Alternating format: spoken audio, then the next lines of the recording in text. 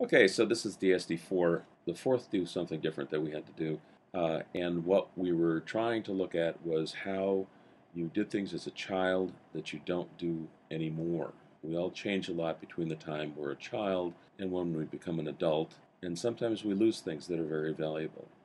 There was a ton of fun conversation happening on the forum this week, mostly in the form of sharing hilarious and interesting stories about childhood or observations of other children, such as eating Play-Doh and eating dirt, to building cool toys and testing paper airplanes, and just doing the silliest things and getting caught for doing it. One of the things that's coming up is some more discussion about play and education, play and problem solving. One of the things that we know from research is that children tend to test more creatively than do adults. We kind of learn not to be creative as we grow up and go through school. It's called the fourth grade slump.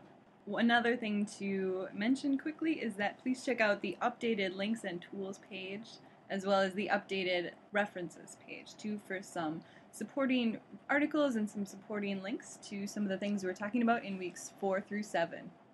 The first one we're looking at is 7 Days as a Child by Maxime. The message in a bottle guy from the Talk DSD. Yeah. He decided to do one thing every day for 7 days as a child, and he posted them day by day on the forums. And so here are some of his things that he did. Doing one thing every day really makes a lot of sense, because then it sort of spreads out your creative potential, and you don't have to have a big impact on any given day, but you're really paying attention to creativity over the course of the week. Ready? Go! We found on YouTube a great video where an older gentleman decided that he was going to go out and test making paper airplanes, just as he remembered doing as a boy. And it's a pretty cute video. He actually gets a ladder out, goes in his backyard, and I think his wife may have more fun watching him do it than he does actually climbing up the ladder. But and he finally, at the end, he comes up with his best design, including paper clips and everything. It's pretty fun to watch, and you can tell that he had a lot of fun doing it and making the video. The next one is a pretty fun one. This is the cardboard houses, and so especially if any of you have ever had the time as a kid to build something out of any old box that you find, this student decided to do it again as an adult, but put a lot more detail in it this time than he would have as a kid, including a chimney and a porch and a second story in his cardboard house. This is a good example of how children naturally repurpose found materials, and now doing this as an adult gives him the opportunity to refine the project and incorporate a level of craft that's a little bit higher now than he would have had as a child. On the forum, we found a very sweet posting. First of all, we should mention that many of you definitely explored reconnecting with your parents with this challenge. We found this particular posting to be very sweet, where this student labeled her posting 94 years of love, and she shows several photos with her mother, from her combing her hair to sitting on her lap to making paper, cutting out paper dolls together. Re-tapping into that love between your parent and a child is definitely a sweet approach to this challenge, and you can tell by looking at the pictures that both of them are smiling, and it definitely brought back a lot of memories tapping into that youth. Another one we found was someone goes climbing a tree as an adult. Why not get out there and test your agility and mobility just like you had as a kid? This guy decided to put it all out there and scale a tree like the yesteryears, in combination with a long day on the park playing on the playground. We all did that as a kid, and I think it's really true that you're probably a lot more prone to be willing to take the nap after you go out on your excursion than you were as a kid. That's one thing that's a little bit different, but it happens. Naps are good for creativity too. That's exactly right. He looks like he had an absolutely fun time in terms of doing this. We always like to look up and get up there in the trees. It's worth doing still as an adult.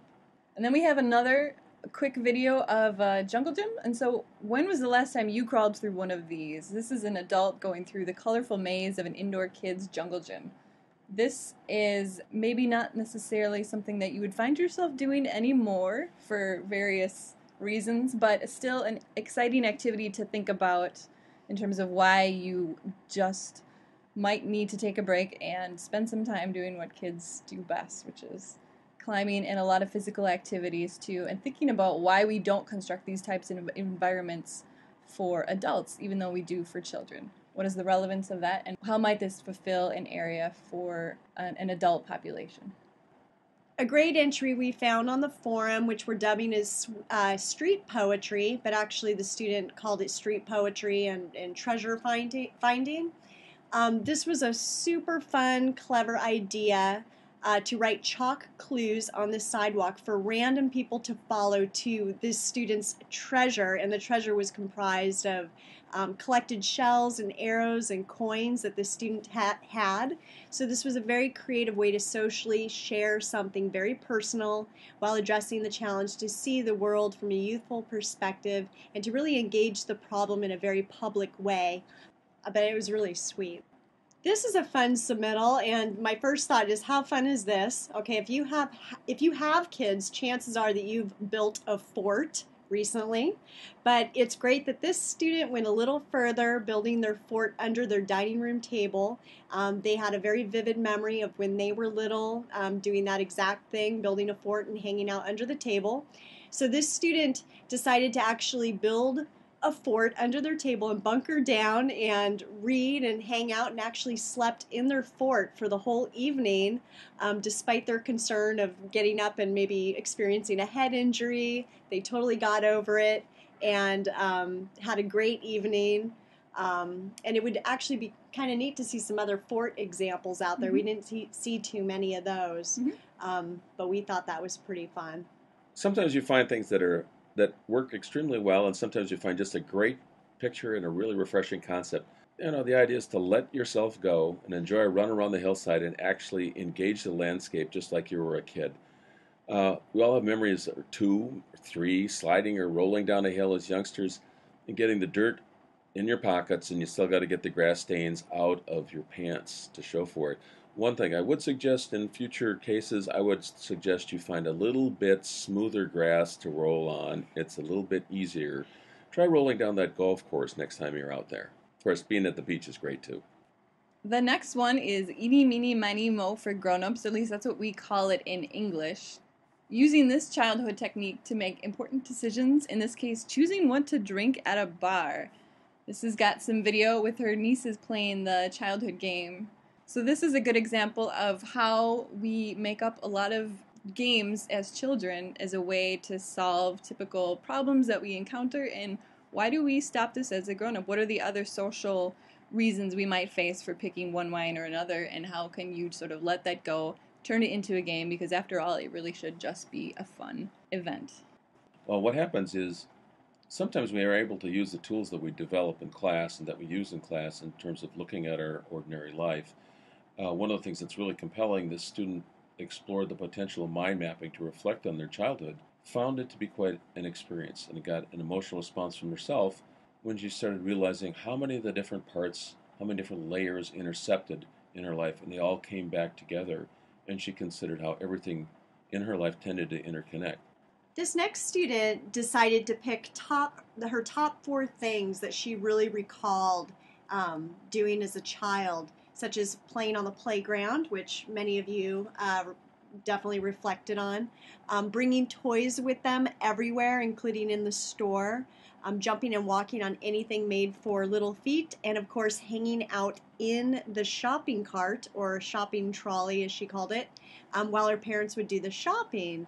So we were really impressed that this student embarked on doing all 4 and found her shopping cart images to be most amusing. So this is a great story. The student started out to revisit a common springtime childhood game of hopscotch and teach it to her friend's kid. I remember playing hopscotch, not very much, but I did some. The student was surprised and amused to learn that the child had found the game to be exhausting. It says something about children today. Also, the student remarked on remembering the game as being a lot more interactive and had a little bit of trouble throwing the stones. Those are probably skills that do get lost over time. Next, we have a whole bunch of Lego examples. A lot of you took this as an opportunity to dig up your Lego kit. So we've got a bunch of examples here. So one thing that's interesting thing to think about is, as a kid, you're not necessarily so focused on following the instructions with Legos, and you find the ability to incorporate a lot of different other materials in with your Legos. We've got one here where he talks about playing jelly bears with his Lego kit, and so there's a really sweet picture of him now as an adult at the table playing jelly bears and Legos. One thing that we need to remember about Legos is that still as an adult you can go out and play with them. Sometimes in bars they use them as a thing to pass time with, and they're still worthwhile to test out people's creativity. I know a choreographer that tests potential students by having them make something out of Legos. So it's a good adult toy as well.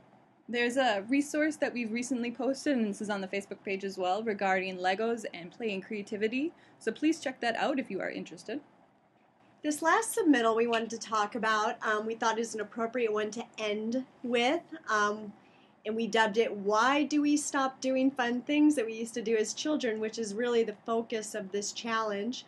So this student found this to be a super big focus of her submittal reflection, considering why we stopped doing these fun things after we transitioned into adulthood. So as she reflected on this, and using older photographs as a reference, she set out to re-engage with these fun things for her project, such as sitting on top of a car. I mean, that is fun, right? We should probably actually go put that on our to-do list today and you know, go sit on top of a car, and maybe we should bring a friend to photograph it. The value this student pulls from this exercise is really priceless, realizing that she should be revisiting the joys of her youth far more often.